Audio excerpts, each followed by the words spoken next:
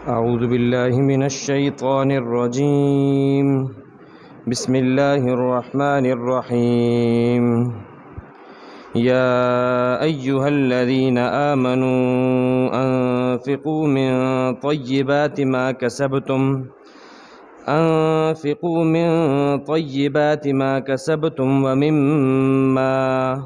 ومما أخرجنا لكم من الأرض ولا تيمموا الخبيث منه تنفقون ولستم بآخذيه إلا أن تغمضوا فيه واعلموا أن الله غني حميد. صدق اللہ العظیم. اے ایمان والو، اپنی کمائی میں سے اور اس میں سے جو ہم تمہارے واسطے زمین سے نکالتے ہیں اس میں سے عمدہ اور پاکیزہ چیز خرچ کیا کرو، اور پیداوار اور کمائی میں سے گھٹیا اور نکمی چیز کا ارادہ مت کیا کرو اس طور پر کہ اسے تم خرچ کرو، حالانکہ تم خود اسے لینے والے نہ بنو، مگر یہ کہ تم آنکھیں بند کر لو اور جان لو کہ اللہ تعالیٰ بے پرواہ اور قابل تعریف ذات ہے.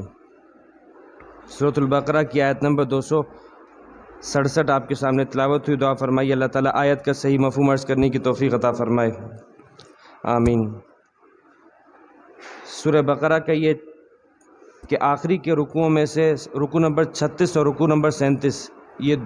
بلکہ 38 اور 39 4 رکوعات اللہ تعالیٰ نے بیان فرمائے جس میں مسلمانوں کا اسلام کا مالیاتی نظام بیان کیا گیا ہے کہ کن اصولوں پر اسلام کا مالیاتی معاشی نظام قائم ہے. اس میں اللہ تعالیٰ نے پہلے 2 رکوع کے اندر خرچ کرنے کو بیان کیا اور دوسرے 2 رکوع کے اندر کمانے کو بیان کیا، اور انہی 2 چیزوں سے مالیاتی معاملات وہ وابستہ ہوتے ہیں کہ انسان، اور اس میں بھی خرچ کرنے کو پہلے ذکر کیا، اور جو دوسری چیزیں کمانے میں اس میں جس چیز کو ذکر کیا ہے وہ یہ کہ تمہاری آمدنی وہ سود کی آمدنی نہ ہو. اور اس میں اس بات کی طرف اشارہ کر دیا، یہ مقصد یہ ہے اسلام کے مالیاتی نظام میں کہ ایسا نہ ہو کہ سود کا کاروبار کر کے امیر تر ہوتا جائے اور غریب کے اوپر لات پڑتی رہے اور وہ غریب سے غریب تر ہوتا رہے. اور چلو اگر وہ کما بھی رہا ہے، سود سے نہیں کما رہا، حلال کما رہا ہے، لیکن اس کو بھی اس بات کا پابند کیا جا رہا ہے کہ تم نے غریب کے اوپر خرچ کرنا ہے. یعنی اللہ تعالیٰ نے دنیا کے نظام کو چلانے کے لیے امیر اور غریب کا جو فرق کیا گیا ہے یہ تو اللہ کا ایک تکوینی معاملہ ہے تاکہ دنیا کے نظام چلتا رہے. اگر سارے کے سارے لوگ مالدار ہوں گے تو کام کون کرے گا؟ لیکن اگر سارے کے سارے لوگ جو ہے وہ بدحال ہوں گے تو ان کی روزی کس سے وابستہ ہوگی؟ تو اللہ نے قرآن کریم نے یہ بات بیان فرمائی کہ ہم نے کچھ لوگوں کو دوسرے لوگوں کا تابع بنایا ہے، ان کا ماتحت کیا ہے تاکہ ان سے روزی وابستہ ہو اور ان کی آمدنی اور ان کا کام ہوتا رہے. تو اس میں یہ مطلب نہیں کہ جس کو اللہ تعالیٰ نے مالی اعتبار سے اگر تنگ دستی میں رکھا ہے تو اس کی بھی آزمائش ہو رہی ہے اور مالدار کی بھی آزمائش ہو رہی ہے. مالدار کی آزمائش یہ ہے کہ اس نے صحیح طریقے سے خرچ کر کے صحیح طریقے سے کما کے صحیح جگہ خرچ کرنا ہے، اور اس تنگ دست نے بھی اس کو بھی اپنی آزمائش سمجھنا ہے. تو ایسا نہ ہو کہ اس تفریق کی بنیاد پر غریب کو بالکل بھلا دیا جائے. یہ تو ایک اللہ کا تکوینی نظام ہے، لہٰذا مالدار کو پابند کیا گیا ہے. کچھ تو زکوٰۃ و صدقات کی صورت میں، کبھی اگر اس کے پاس چنانچہ آگے اس کی تفصیل آ رہی ہے کہ کن چیزوں میں زکوٰۃ آتی ہے اور کن صورتوں میں، اور زکوٰۃ کے علاوہ بھی اپنے نفلی صدقات کر کے خیرات کر کے غریب کی مدد کی جائے. اسی سے معاشرے کے اندر اعتدال، اور پیسہ کسی ایک جگہ پھنس کے نہیں رہے گا بلکہ وہ گھومتا رہے گا، اور گھومنے ہی سے اسلام کی جو مالیاتی بنیادیں ہیں وہ اسی بنیاد پہ کھڑی ہیں. اور اس میں جو خرچ کیا جائے گا لیکن اس خرچ کرنے کے اصول اس طریقے سے بیان کیے کہ دیکھو تم خرچ کرو گے تو بالکل اس اعتبار سے خرچ کرو کہ تمہارا اس دینے والے سے کسی قسم کا کوئی مفاد وابستہ نہ ہو، اس کو خالصتاً اللہ کی راہ کے علم میں خرچ کرو. اور اس کے بارے میں تفصیل آ چکی، ہم نے پڑھا، اللہ تعالیٰ نے بیان فرمایا کہ اللہ تعالیٰ فرماتے ہیں کہ اگر تم ایک دانہ بھی خرچ کرو گے، 1 روپیہ بھی خرچ کرو گے تو میں اسے 700 گنا بڑھا دوں گا. لیکن کس طور پر؟ کہ اس طور پر کہ جیسا کہ ایک شخص نے ایک ایسا بیج بویا کہ جس بیج سے ایک ایسا پودا نکلا کہ جس سے 7 شاخیں نکلیں، اور ہر شاخ کے اندر 100 دانے ہیں، تو کل 700 دانے بن جاتے ہیں۔ تو یہ مثال بیان کر کے اللہ تعالیٰ نے یہ بیان فرما دیا، اس کے لیے ضروری یہ ہوگا کہ تم اچھا اور عمدہ دانہ خرچ کرو، اس کے لیے یہ بات ضروری ہوگی کہ خرچ کرنے والا ماہر اور جاننے والا ہو، اس کے لیے اس بات ضروری ہوگی صحیح جگہ خرچ کرو، اور یہ 3 شرائط بیان کر دی اس مثال کے اندر، اور پھر ساتھ ساتھ یہ بات بھی ارشاد فرما دی کہ دیکھو خرچ کرنے کے اندر محض اللہ کی راہ، اللہ کی ذات مقصود ہو، ابتغاء مرضات اللہ کو راضی کرنا مقصود ہو، اور خرچ کرنے کے بعد کسی کو تکلیف اور احسان بھی نہ جتلایا جائے۔ اگر یہ 5 باتیں پوری ہوتی ہیں تو در حقیقت اسی سے خرچ کرنے کی وہ خرچ کرنا پایا جاتا ہے جس سے اللہ راضی ہوتا ہے، اور جس سے در حقیقت معاشرے کے اندر اعتدال آتا ہے، ورنہ دینے کے بعد احسان جتلایا جائے۔ اب معاملہ یہ ہے کہ لوگوں کی زبان پر ایک جملہ ہے جو کہ بہت غلط اس کا مطلب لیا جاتا ہے۔ جملہ کیا ہے؟ لوگ بہت سے کہتے ہیں نیکی کا تو زمانہ نہیں رہا، نیکی کر اور دریا میں ڈال۔ یہ آپ نے سن رکھا ہوگا۔ یہ جملہ کہنے والے کی مراد یہ نہیں تھی جو آج کے زمانے میں لوگ کہہ رہے ہیں۔ کہنے والے کی مراد یہ تھی، وہ یہ کہنا چاہتا تھا کہ نیکی کر کے تم اس طرح اس کو چھپا لو کہ جو ہے گویا کہ تم نے اس کو دریا میں ڈال دیا، اب تمہیں جس کے اوپر خرچ کیا اس سے کسی قسم کا کوئی مفاد وابستہ نہ ہو، یعنی تم نیکی کر کے بھول جاؤ، کسی قسم کا تمہیں اس سے مفاد وابستہ ہو۔ اس جملے کو کیا بنا دیا؟ اس جملے کو یہ مطلب بنا دیا کہ نیکی کا تو زمانہ نہیں رہا، میں نیکی کر رہا ہوں لیکن یہ آگے سے اطرار ہے، تو بھئی آپ نے اس لیے خرچ کی تھی کہ آپ اس سے مفاد حاصل کرو، یہ تو نیت اس بنیاد پر خرچ کرنا، اس پر تو ثواب ہی نہیں مل سکتا۔ تو کہنے والے نے کہا تھا کہ نیکی کر کے اس کو اس طرح بھول جاؤ جیسا کہ تم نے دریا میں کوئی چیز، سمندر میں کوئی چیز ڈال کے بھول گئے۔ تو اس جملے کو پتہ نہیں کیا سے کیا بنا دیا۔ تو اصل میں یہی اسلام کا مالیاتی نظام اسی بنیادوں پر قائم ہے کہ تم نیکی کرو، مال کو خرچ کرو، لیکن کر کے بھول جاؤ کسی قسم کی غریب سے جس کے اوپر خرچ کر رہے ہو، کسی بھی حوالے سے خرچ کر رہے ہو، اس سے کسی قسم کی اس سے توقع نہ رکھو، توقع اللہ کی ذات سے رکھو۔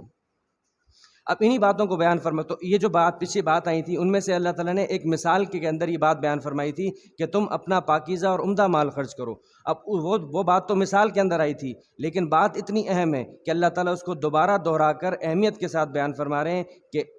کہ تم نے کون سا مال خرچ کرنا ہے؟ پاکیزہ اور عمدہ مال خرچ کرنا ہے۔ اور کیا فرمایا؟ یا ایھا الذین آمنوا، 9ویں بار آ رہا ہے قرآن کریم کے اندر، اے ایمان والو۔ تو آپ کے سامنے یہ بات بار بار آ چکی، جب بھی اللہ تعالیٰ کہے ایمان والو تو ایمان والا کان کھول کے سن لے، وہ اپنے پورے وجود کو کان بنا لے اور سنے کہ اللہ تعالیٰ مجھے ایمان والے کو پکار کر کیا کہہ رہے ہیں، اور ایمان والا کہہ کر بتا دیا کہ آگے آنے والی بات تمہارے ایمان کا تقاضا ہے۔ اگر تم مومن ہو تو آگے اللہ کیا فرماتے ہیں؟ پاکیزہ چیز خرچ کرو، ایسا نہ ہو کہ خرچ کرنے میں تم نکمی اور گھٹیا چیزیں دو، تو یہ تمہارا ایمان، تم کہنے کو تو مومن کہلاتے ہو، دعویٰ تو تمہارا یہ کہ میرا اللہ پر ایمان ہے، لیکن حدیث میں کیا آتا ہے؟ آپ صلی اللہ تعالیٰ علیہ وآلہ وسلم نے فرمایا کہ صدقہ دینے والا جب کوئی چیز دیتا ہے تو فقیر کے ہاتھ میں بعد میں وہ چیز جاتی ہے، پہلے اللہ کے ہاتھ میں آتی ہے۔ تو تم دینے والے کو نہ دیکھو، جس کو دے رہے ہو اس کو نہ دیکھو، یہ دیکھو کہ میں اللہ کو دے رہا ہوں۔ تو کیا اس تصور سے کہ جب یہ تصور ہوگا لے مجھ سے اللہ رہا ہے تو تم گھٹیا چیز دو گے اپنی؟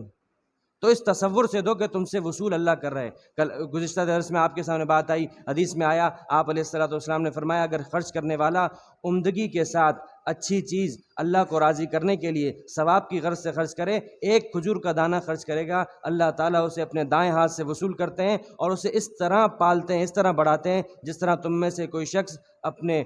کوئی بکری کا بچہ پال کے اس کو بڑا کرتا ہے، کوئی اونٹ کا بچہ پال کے اس کو بڑا کرتا ہے، تمہاری چیز کی اللہ تعالیٰ اس قدر کرتے ہیں۔ لیکن یہ اس وقت ہوگا جب خرچ کرنے، اسی بات کی طرف اشارہ ہے کہ وہ پہلے اللہ کے ہاتھ میں آ رہا ہے۔ تو صدقہ، زکوٰۃ، خیرات یہ پہلے اللہ کے ہاتھ میں آتی ہے، پھر اللہ کے ہاتھ سے غریب کے ہاتھ میں جاتی ہے۔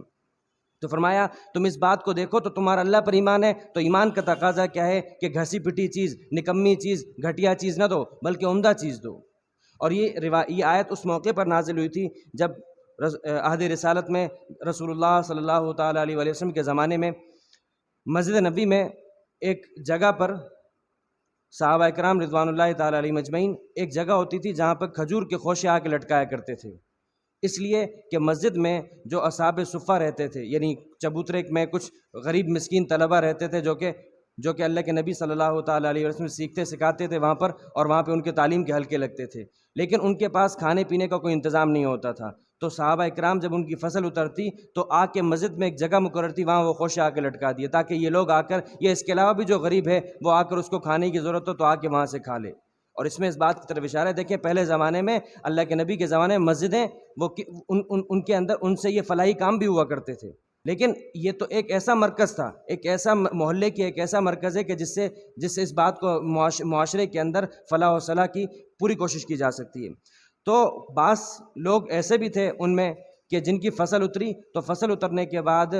جو کھجور کے خوشے ایسے جو کہ بظاہر اتنے کوئی اچھے نہیں تھے وہ لا کے لٹکا دیے۔ تو اس موقع پہ قرآن کریم نے یہ بات ارشاد فرمائی کہ دیکھو جو تم کما رہے ہو، جو ہم تمہارے لیے پیدا کرتے ہیں، زمین سے نکالتے ہیں، اس میں سے تم عمدہ چیز خرچ کرو۔ تم کیوں ایسی نکمی اور گھسی پٹی چیز خرچ کرتے ہو جس کے بارے میں آگے قرآن کریم یہ فرماتا ہے کہ اگر وہ تمہیں دی جائے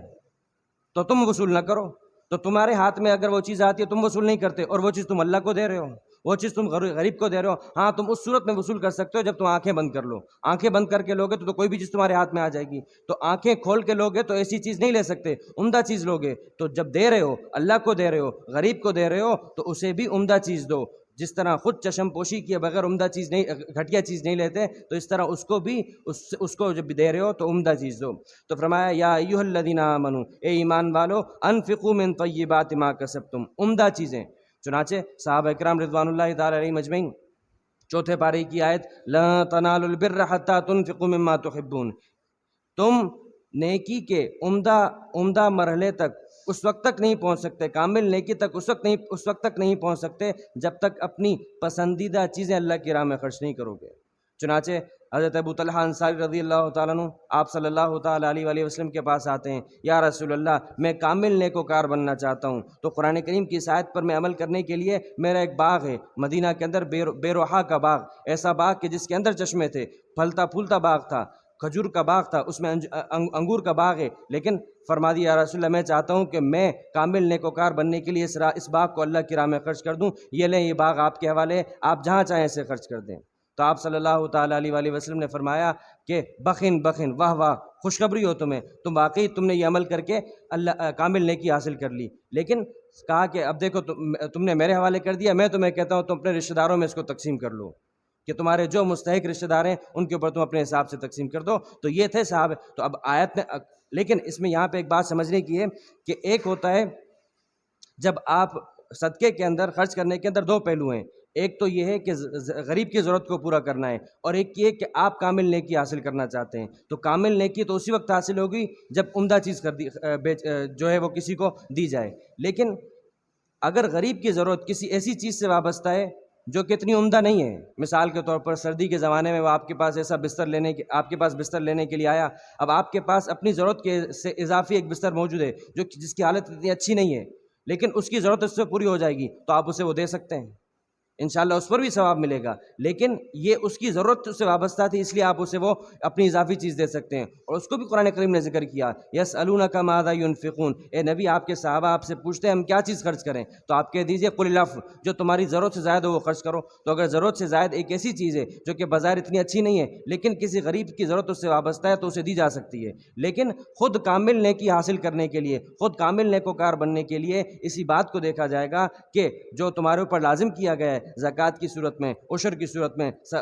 جو ہے وہ مختلف جو شریعت نے لازم چیزیں کی ہیں ان میں تم گھٹیا چیز دو گے۔ یعنی اگر مثال کے طور پر ایک کپڑے کا دکاندار ہے تو اس کے اوپر اگر کپڑے کی دکان کے اوپر زکوٰۃ لازم ہوتی ہے تو وہ کپڑا دے سکتا ہے، لیکن وہ دیتا کون سا ہے؟ وہ کپڑا دے گا جو کہ کسی کام کا نہیں ہے۔ اگر ایک مثال کے طور پر ایک اناج کی دکان والا ہے تو اناج والا وہ چیز دے سکتا ہے، ضروری نہیں کہ وہ پیسے دے، کوئی بھی کسی چیز کی بھی دکان ہو وہ زکوٰۃ میں کسی کو بھی وہ چیز دے سکتا ہے، لیکن دے گا وہ چیز جو کہ جس کی اہمیت ہو۔ ایسا نہ ہو کہ بینڈ آئٹم اٹھا کے دے دیا جو کہ کسی کام کا نہیں ہے، جو کہ چلتا نہیں ہے۔ تو یہ ایک ایسی چیز ہوگی کہ آپ نیکی اسے کامل نیکی نہیں کہہ سکتے۔ ہاں اگر اس سے اس کی ضرورت وابستہ ہے تو آپ دے سکتے ہیں۔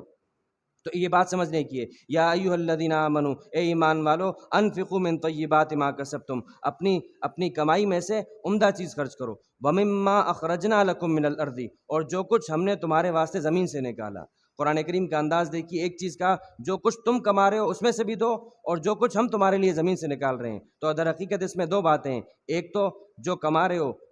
جو دکاندار کما رہا ہے تو اس کی تجارت کے مال کے اوپر بھی اس کے اوپر زکوٰۃ لازم ہے، لیکن چونکہ وہ محنت کر رہے لہٰذا کیا فرمایا، انفقوا من طیبات ما کسبتم، جو تم کما رہے ہو اس کمائی میں سے خرچ کرو۔ لیکن ایک آدمی ایک کسان ہے جو کہ پیداوار حاصل کرتا ہے، تو اس پیداوار میں اس کا کام صرف اتنا ہے کہ وہ بیج ڈال دے گا، اس کے اوپر اسپرے کر دے گا، پانی ڈال دے گا، لیکن اس بیج کو کون پھاڑتا ہے، اس سے فصل کون پیدا کرتا ہے، یہ سارے معاملات اللہ کے ہیں۔ تو اللہ اس کے بارے میں کیا فرماتے ہیں، اور ہم نے جو تمہارے لیے زمین سے نکالا اس میں سے بھی تم خرچ کرو۔ اب اس میں قرآن کریم نے دو چیزوں کی طرف اشارہ کر دیا، اور یہاں پہ ایک بات سمجھنے کی ہے کہ وہ کیا، کن چیزوں پر زکوٰۃ لازم ہوتی ہے، زکوٰۃ کے اموال، زکوٰۃ کن کن چیزوں پر لازم، تو کل 5 چیزیں ہیں۔ ایک، سونا اور چاندی، چاہے وہ کسی بھی شکل میں ہو، چاہے زیورات کی شکل میں ہو، چاہے وہ آپ کے پاس وہ ایک بسکٹ کی شکل میں ہو، چاہے کسی بھی آپ نے کوئی بھی کسی بھی، چاہے استعمال کر رہے ہوں چاہے استعمال نہیں کر رہے، ان دونوں میں سے ہر ایک کے اوپر جو ہے زکوٰۃ لازم ہوگی۔ سونا میں اس وقت لازم ہوگی جب تنہا سونا، اکیلا سونا 7.5 تولہ ہو، اور چاندی پر اس وقت لازم ہوگی جب 52.5 تولہ چاندی ہو۔ لیکن اگر یہ دونوں چیزیں ہوں گی تو پھر اب چاہے مثال کے طور پر اگر کسی کے پاس 2 تولہ سونا ہے اور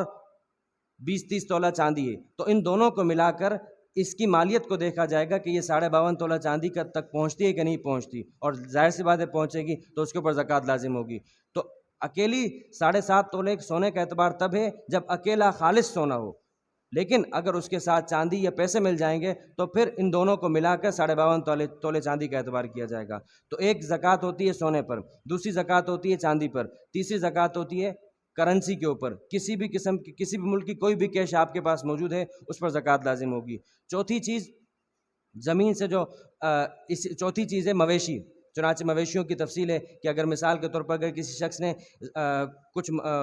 بکریاں وغیرہ یا اونٹ وغیرہ اس غرض سے پالے ہوئے ہیں کہ ان کے اوپر ان کا چارہ سارے کا سارا انتظام وہ باہر چراگاہ میں چر کے آتے، خود اس کا انتظام نہیں کرنا پڑتا، اور اس نے اس کو آگے بیچنے کے لیے نہیں رکھا، صرف اور صرف افزائش نسل کے لیے، یعنی کیا مطلب، دودھ حاصل کرنے کے لیے، اس کی نسل کو بڑھانے کے لیے رکھا ہے، تو شریعت نے بات بیان کی ہے 5 اونٹ ہوں گے تو 1 بکری دینی پڑے گی، 10 اونٹ ہوں گے تو 2 بکریاں دینی پڑیں گی، 15 اونٹ ہوں گے تو 3 بکریاں دینی پڑیں گی۔ اسی طریقے سے بکریاں ہیں تو اگر 40 بکریاں ہیں، 40 سے کم پہ کوئی زکوٰۃ نہیں ہے، 40 بکریاں ہوں گی تو ایک بکری دینی پڑے گی۔ اسی طریقے سے 100 ہو جائیں گی تو پورا ایک نصاب شریعت نے بیان کیا ہے۔ اور یہ معاملہ گائے بیل کا بھی ہے، اگر گائیں 30 ہیں تو ایک جو ہے وہ 1 سال کی گائے دینی پڑے گی، اگر 40 ہو جاتی ہیں تو 2 سال کی ایک دینی پڑے گی۔ اس طریقے سے پورا ایک نصاب ہے، لیکن چونکہ آج کے زمانے میں ہمارے علاقے میں اس کی کوئی ضرورت نہیں ہے، لہٰذا اس کی تفصیل بیان کرنے کی ضرورت نہیں ہے۔ اور اس کے بعد کیا ہے، تجارت کی غرض سے دنیا کا کوئی بھی سامان ہو، آپ نے اس نیت سے رکھا ہے، اس پکی نیت سے رکھا ہے کہ میں نے اس کو آگے بیچنا ہے، تو اب اس کے اوپر زکوٰۃ لازم ہو جائے گی۔ لیکن یہ زکوٰۃ ان تمام چیزوں میں زکوٰۃ کب آئے گی؟ جب آپ اس چیز کے مالک بنے، اور مالک بننے کے 1 سال کے بعد،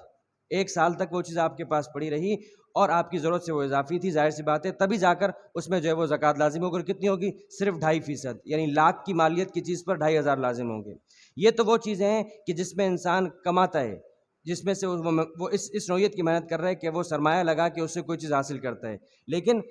ایک وہ چیز ہوتی ہے جس میں انسان کوئی چیز زمین میں بو رہا ہے اور اس سے پیداوار حاصل ہو رہی ہے، تو پیداوار کی جو زکوٰۃ ہوگی وہ اس زکوٰۃ سے، اس زکوٰۃ سے بڑھ کر ہوگی۔ پیداوار کی زکوٰۃ، وہ پیداوار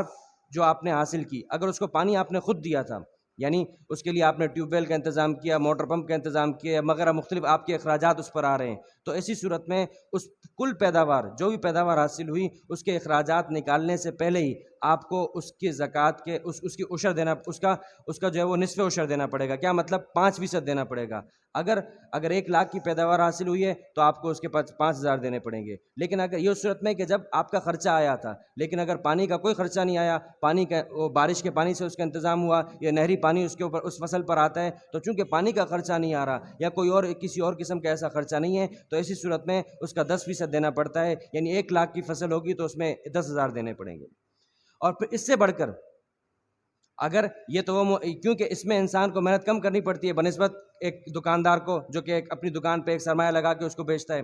اس سے بڑھ کر ایک، چنانچہ ایسا بھی شریعت میں ہے کہ اگر کسی کو کوئی پرانا خزانہ مل جائے زمین سے، تو ایسی صورت میں شریعت یہ کہتی ہے کہ آپ کو اس کا 5واں حصہ دینا پڑے گا، یعنی 20% دینا پڑے گا۔ کسی کو ایسا ہو سکتا ہے کوئی سونے کی کان مل گئی، کوئی ایسی چیز مل گئی کہ جس کو شریعت نے، تو اس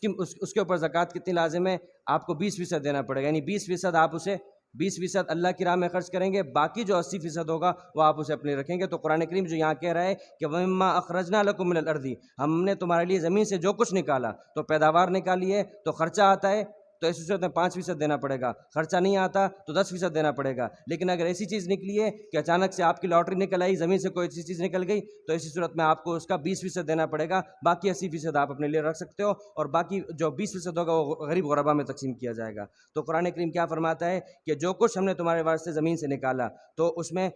عشر بھی آ گیا، زمین کی پیداوار بھی آ گئی، اور اس طریقے کا کوئی ایسی کان نکل آتی ہے اس کا بھی، اور ساتھ میں اگر پیداوار خود کما رہے ہو تو اس کی بھی زکوٰۃ دینی پڑے گی۔ لیکن پھر کیا فرمایا؟ وَلَا تَيَمَّمُوا الْخَبِيثَ مِنْهُ، دیکھو کسی گھٹیا چیز کا ارادہ مت کرنا دیتے وقت، تنفقون اس طور پر کہ تم خرچ کرو، وَلَسْتُمْ بِآخِذِيهِ اس طور پر کہ تم خود اسے لینے والے نہ ہو، إِلَّا أَن تُغْمِضُوا فِيهِ مگر یہ کہ تم آنکھیں بند کر لو۔ آنکھیں بند کر کے تو انسان کچھ بھی لے سکتا ہے، تو آنکھیں کھول کے تم ایسی گھٹیا چیز نہیں لے سکتے، تو ایسی چیز اللہ کی راہ میں بھی خرچ مت کرو۔ وَاعْلَمُوا جان لو ان اللہ غنی حمید کہ اللہ تعالیٰ کی ذات بے پرواہ ذات ہے، وہ تمہارے اس مال کی محتاج نہیں ہے۔ در حقیقت